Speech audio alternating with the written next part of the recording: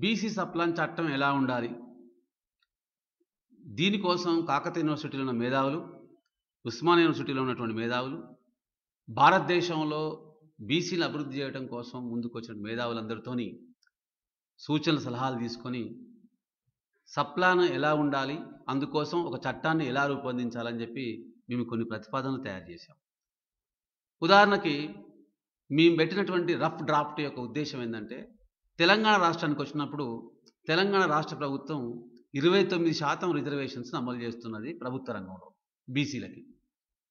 ఏ, B, C, డికేమో 20%, 25%, 4% ముస్లిం కులాల్లో ఉన్నటువంటి పేద ముస్లింలకి, బీసీ ముస్లింల కులాలకి 4% అమలు చేస్తుంది. 29% విద్య, ఉద్యోగ రంగాల్లో రిజర్వేషన్స్ అమలవుతున్నాయి. కాబట్టి తెలంగాణ ప్రభుత్వం ప్రవేశపెట్టేటువంటి బడ్జెట్‌లో, అది ప్రణాళిక బడ్జెట్‌లో 29% నిధులు బీసీలకు కేటాయించాలి అని మేము డిమాండ్ చేస్తున్నాం. మొన్నటి లెక్క చూస్తే సుమారు 15,000 కోట్ల రూపాయలు వచ్చే అవకాశం ఉంది. రేపు పొద్దున ప్రభుత్వం 2015, 16 కాకుండా 16, 17 బడ్జెట్‌లో అయితే సుమారు అది 25,000 కోట్లకు పోయే అవకాశం ఉంది. అట్లాగే సెంట్రల్ బడ్జెట్‌లో కూడా ఓబీసీ సప్లాన్ చట్టం కూడా చేయాలి. ఓబీసీ సప్లాన్ చట్టంలో సుమారు 4 లక్షల కోట్లు ప్లాన్డ్ బడ్జెట్ మోడీ పెట్టాడు. భవిష్యత్తులో ఆయన ఎంత ప్లాన్డ్ బడ్జెట్ పెడతాడో ఆ ప్లాన్డ్ బడ్జెట్‌లో 27% సుప్రీంకోర్టు ఆమోదించింది విద్యా ఉద్యోగాల్లో బీసీలకు రిజర్వేషన్స్, ఓబీసీలకి. కాబట్టి ఓబీసీలకు ఆమోదించిన రిజర్వేషన్స్ బేస్ మీదనే ప్లాన్డ్ బడ్జెట్ లోపట నిధులు కేటాయించాలి. మరి అక్కడికే ఆగాలనా? కాదు. క్రమంగా చైతన్యపరుస్తూ ఆ బడ్జెట్‌ని వాళ్ళ జనాభా ప్రాతిపదిక మీద తీసుకుపోవాలి. ట్రయల్‌గా ముందు దేశంలో 27%, రాష్ట్రంలో 25% అమలు చేయాలి. మరి ఉన్న కులాలెన్ని? దేశానికి వస్తే 5,000 కులాలు ఉన్నాయి. రాష్ట్రానికి వస్తే 112 కులాలు ఉన్నాయి. మా అభిప్రాయం ప్రకారం ఈ 112 కులాలని 3 భాగాలుగా చేయాలి. ఇక్కడ ఉన్నటువంటి సామాజిక, ఆర్థిక నేపథ్యాన్ని దృష్టిలో పెట్టుకున్నప్పుడు, ఒకటి ఉత్పత్తి కులాలు, రెండోది సేవా కులాలు. ఈ సేవా కులాల్లో అత్యధికులు ఎంబీసీలు, ఇది స్పష్టంగా మేము గమనించాం. మూడోది సంచార జాతులు. ఈ మూడిట్లలో ప్రభుత్వం పెట్టేటువంటి ప్రణాళిక బడ్జెట్‌లో మొదటి ప్రాధాన్యత ఇవ్వవలసింది సంచార జాతులకి. వాళ్ళని సమాజంలో భాగస్వామ్యం చేయాలి. భాగస్వామ్యం చేయాలంటే ఏంది? వాళ్ళని సెటిల్ చేయాలి. సెటిల్ చేయాలంటే వాళ్ళు ఎక్కడైతే నివసిస్తున్నారో అక్కడే వాళ్ళకి ఇల్లు కట్టించాలి. వాళ్ళ కోసం మామూలు బీసీ హాస్టల్సో, బీసీ స్కూల్సో, మామూలు స్కూల్స్ కాకుండా ప్రత్యేకంగా రెసిడెన్షియల్ స్కూల్స్ పెట్టాలి. వాళ్ళను ముందు కార్మికులుగా పనిలోకి దించాలి. వాళ్ళు అడుక్కునేటువంటి భిక్షాటనను ఆపేయించి వాళ్ళకు పని చూపించాలి. అట్లా వాళ్ళని సమాజాభివృద్ధిలో మెయిన్ స్ట్రీమ్‌లోకి భాగస్వామ్యం చేయాలి. అందుకోసం వాళ్ళకు ప్రత్యేకమైనటువంటి కార్పొరేషన్ ఏర్పాటు చేయాలి. ఇక రెండోది ముఖ్యమైనది ఎంబీసీలు. ఈ ఎంబీసీలను మనం అభివృద్ధి చేయాలనుకున్నప్పుడు వాళ్ళకు ప్రత్యేకంగా బ్యాంకు పెట్టాలి.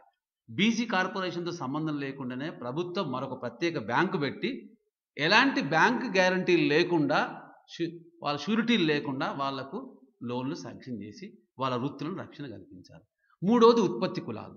ఉత్పత్తి కులాల్లో ముఖ్యంగా వ్యవసాయ రంగం. వ్యవసాయ రంగంలో బీసీలకు భూములు పంచాలి. ఎరువులు, నీటి సౌకర్యం, విద్యుత్ సౌకర్యం, ముఖ్యంగా రుణ సౌకర్యాన్ని బ్యాంకుల ద్వారా కలిగించాలి. అట్లా చేసినప్పుడు ఇటు ఉత్పత్తి కులాలు, ఇటు సేవా కులాలు ఎంబీసీలు, మూడో సంచార జాతులు అభివృద్ధిలోకి వస్తారు. మరొక విభాగం చూసినప్పుడు వృత్తుల్ని ఆధునీకరించాలి.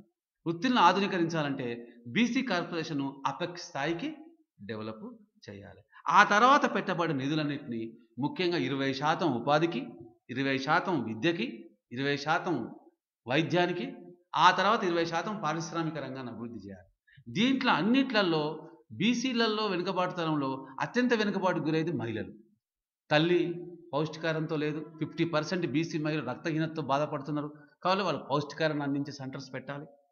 పసిపిల్లలకి ఆరోగ్య సంరక్షణ చర్యలు కేంద్రాలు ఏర్పాటు చేయాలి. ముఖ్యంగా బీసీలను చైతన్యం చేయడం కోసం జ్యోతిరావు పూలే స్టడీ సెంటర్స్‌ని ఎస్టాబ్లిష్ చేయాలి. ఆ విధంగా ప్రవేశపెట్టే ప్రతి రూపాయిలో టాప్ ప్రయారిటీ సంచార జాతులకు, ఎంబీసీలకు ఇస్తూనే మొత్తం సమగ్రంగా బీసీ అభివృద్ధి కోసం బడ్జెట్‌ను రూపకల్పన చేయాలని చెప్పి మేము ఒక డాక్యుమెంట్‌ని తయారు చేసినాం. వీటితో పాటు ఎంబీసీ యాక్ట్‌ను, అట్రాసిటీ యాక్ట్‌ని తీసుకురావాలి. ఈరోజు ఎస్సీ, ఎస్టీలకు ఎట్లయితే ఆత్మరక్షణ చట్టం, రక్షణ చట్టం ఉందో అట్లనే ఎంబీసీలకు కూడా ఒక అట్రాసిటీ చట్టాన్ని తీసుకురావాలి. అట్లాగే బీసీ కమిషన్ ఏర్పాటు చేయాలి. దానికి రాజ్యాంగబద్ధమైన హక్కులు కల్పించాలి. ఇప్పటిదాకా బీసీ కులాల్లో లేని వాళ్ళందరినీ గుర్తించి బీసీ కులాల్లోకి తీసుకొచ్చి ఆ క్రమంగా వాళ్ళని అభివృద్ధి చేయాలి.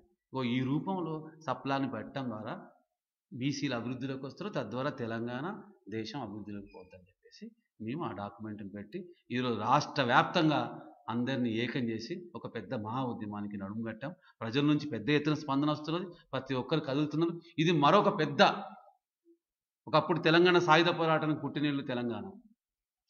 ప్రత్యేక తెలంగాణ రాష్ట్రం కూడా ప్రజలు పెద్ద ఎత్తున ఉద్యమించారు. ఉద్యమాలు చేసేటువంటి పెద్ద ప్రాంతం, చైతన్యం ఉన్నంత ప్రాంతం తెలంగాణ ప్రాంతం. కాబట్టి బీసీ సప్లాన్ ఉద్యమం కూడా ఆ మహా ఉద్యమం స్థాయిలో ముందుకు పోద్ది. తప్పకుండా సప్లాన్ చట్టం చేయబడదని చెప్పి నేను భావిస్తున్నాను. ప్రజలు పెద్ద ఎత్తున కదలాలని విజ్ఞప్తి చేస్తున్నాను.